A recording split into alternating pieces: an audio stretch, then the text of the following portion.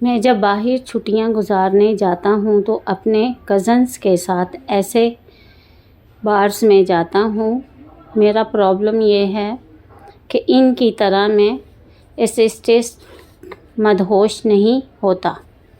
I never get well with joy۔ مجھے ان چیزوں سے اتنی خوشی نہیں مل پاتی جتنی باقی لوگوں کو ملتی ہے، اور یہی وجہ ہے مجھے مایوسی ہوتی ہے۔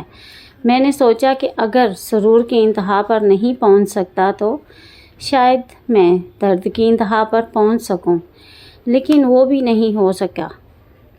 وہ خاصا مایوس نظر آ رہا تھا۔ تم اس طرح کی چیزوں میں وقت ضائع کیوں کرتے ہو؟ اتنا شاندار اکیڈمک ریکارڈ ہے تمہارا، سالار نے اس بار انتہائی بیزاری سے کہا۔ پلیز پلیز پلیز اب میری ذہانت کے راگ الاپنا مت شروع کیجیے گا۔ مجھے پتہ ہے میں کیا ہوں، تنگ آ گیا ہوں میں اپنی تعریفیں سنتے سنتے۔ اس کے لہجے میں تلخی تھی۔ سائیکلونالسٹ کچھ دیر اسے دیکھتا رہا۔ اپنے لیے کوئی گول کیوں نہیں سیٹ کرتے تم؟ میں نے کیا ہے۔ کیا؟ مجھے خودکشی کی ایک اور کوشش کرنی ہے۔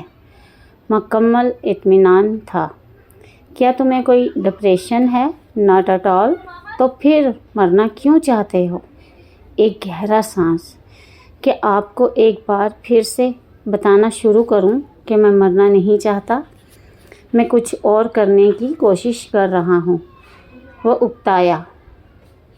پھر گھوم پھر کر پھر وہی آ گئی تھی۔ سائیکلونالسٹ کچھ دیر سوچتا رہا۔ کیا تم یہ سب کسی لڑکی کی وجہ سے کر رہے ہو؟ سالار نے گردن موڑ کر حیرانی سے اسے دیکھا۔ لڑکی کی وجہ سے؟ ہاں، کوئی ایسی لڑکی جو تمہیں اچھی لگتی ہو، جس سے تم شادی کرنا چاہتے ہو؟ اس نے بے اختیار قہقہ لگایا اور پھر وہ ہنستا ہی گیا۔ مائی گاڈ، آپ کا مطلب ہے کہ کسی لڑکی کی محبت کی وجہ سے میں خودکشی؟ وہ ایک بار پھر بات ادھوری چھوڑ کر ہنسنے لگا۔ لڑکی کی محبت اور خودکشی، کیا مذاق ہے! وہ اب اپنی ہنسی پر قابو پانے کی کوشش کر رہا تھا۔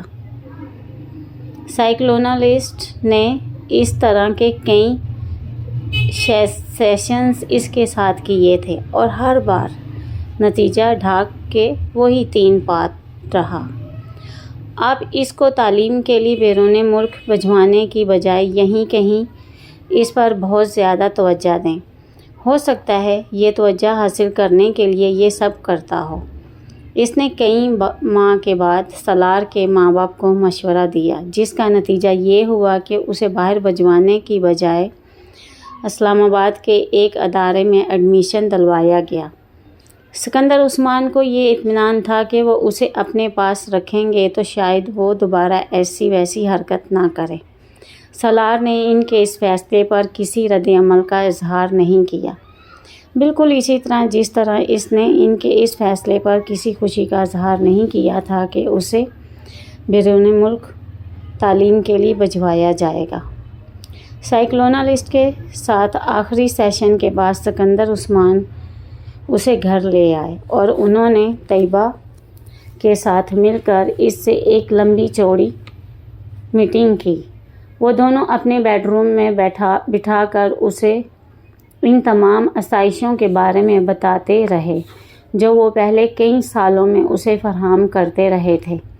انہوں نے اسے ان توقعات کے بارے میں بھی بتایا جو وہ اس سے رکھتے تھے۔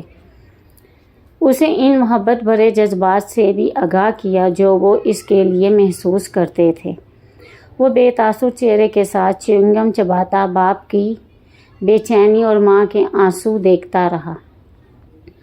گفتگو کے آخر میں سکندر عثمان نے تقریباً تنگ آ کر اس سے کہا، تمہیں کس چیز کی کمی ہے؟ کیا ہے جو پاس نہیں ہے، جو تمہیں چاہیے مجھے بتاؤ۔ سالار سوچ میں پڑ گیا۔ Sports car. اگلے ہی لمحے اس نے کہا، ٹھیک ہے، میں تمہیں اسپورٹس کار باہر سے منگوا دیتا ہوں۔ مگر دوبارہ ایسی ویسی کوئی حرکت مت کرنا جو تم نے کی ہے۔ اوکے۔ سکندر عثمان کو کچھ اطمینان ہوا۔ سالار نے سر ہلایا۔ طیبہ سکندر نے ٹیشو سے اپنے آنسو صاف کرتے ہوئے جیسے سکون کا سانس لیا۔ وہ کمرے سے چلا گیا تو سکندر عثمان نے سگار سلگاتے ہوئے ان سے کہا، طیبہ تمہیں اس پر بہت توجہ دینی پڑے گی۔ اپنی ایکٹیویٹیز کچھ کم کرو اور کوشش کرو کہ اس کے ساتھ روزانہ کچھ وقت گزار سکو۔ طیبہ نے سر ہلایا۔ وسیم نے امامہ کو دور سے ہی لان میں بیٹھے دیکھ لیا۔ وہ کانوں پر ہیڈ فون لگائے واک مین پر کچھ سن رہی تھی۔ وسیم دبے قدموں اس کی پشت کی جانب سے اس کے عقب میں گیا اور اس کے پاس جا کر اس نے ایک دم امامہ کے کانوں سے ہیڈ فون کے تار کھینچ لیے۔ امامہ نے برق رفتاری سے واک میں ان کا اسٹاپ کا بٹن دبا دیا۔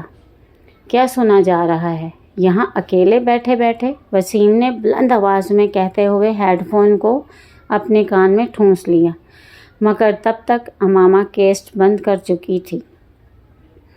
کرسی سے اٹھ کر کھڑے ہو کر اس نے ہیڈ فون کو اپنی طرف کھینچتے ہوئے وسیم سے کہا، بدتمیزی کی کوئی حد ہوتی ہے وسیم، بیہیو یور سیلف۔ اس کا چہرہ غصے سے سرخ ہو رہا تھا۔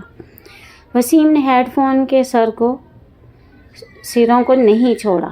امامہ کے غصے کا اس پر کوئی اثر نہیں ہوا۔ میں سننا چاہتا ہوں تم کیا سن رہی تھی؟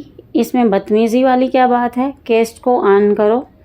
امامہ نے کچھ جھنجھلاتے ہوئے ہیڈ فون کو واک مین سے الگ کر دیا۔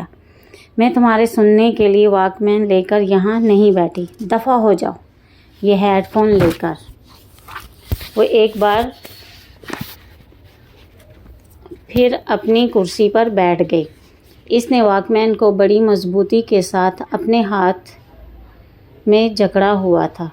وسیم کو لگا وہ جیسے کچھ گھبرائی ہوئی ہے، مگر وہ گھبرائے گی کیوں؟ وسیم نے سوچا اور اس خیال کو ذہن سے جھٹکتے ہوئے سامنے والی کرسی پر جا کر بیٹھ گیا۔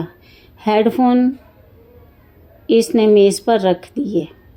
یہ لو، اپنا غصہ کم کرو، واپس کر رہا ہوں میں، تم سنو جو بھی سن رہی ہو۔ اس نے بڑے صلح جوانہ انداز میں ہاتھ اٹھاتے ہوئے کہا، نہیں اب مجھے نہیں سننا کچھ، تم ہیڈ فون رکھو اپنے پاس۔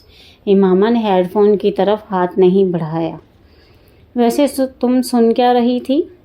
کیا سنا جا سکتا ہے؟ امامہ نے اسی کے انداز میں کہا، غزلیں سن رہی ہوگی۔ وسیم نے خیال ظاہر کیا، تمہیں پتہ ہے وسیم، تم میں بہت ساری عادتیں بوڑھی عورتوں والی ہیں، مثلاً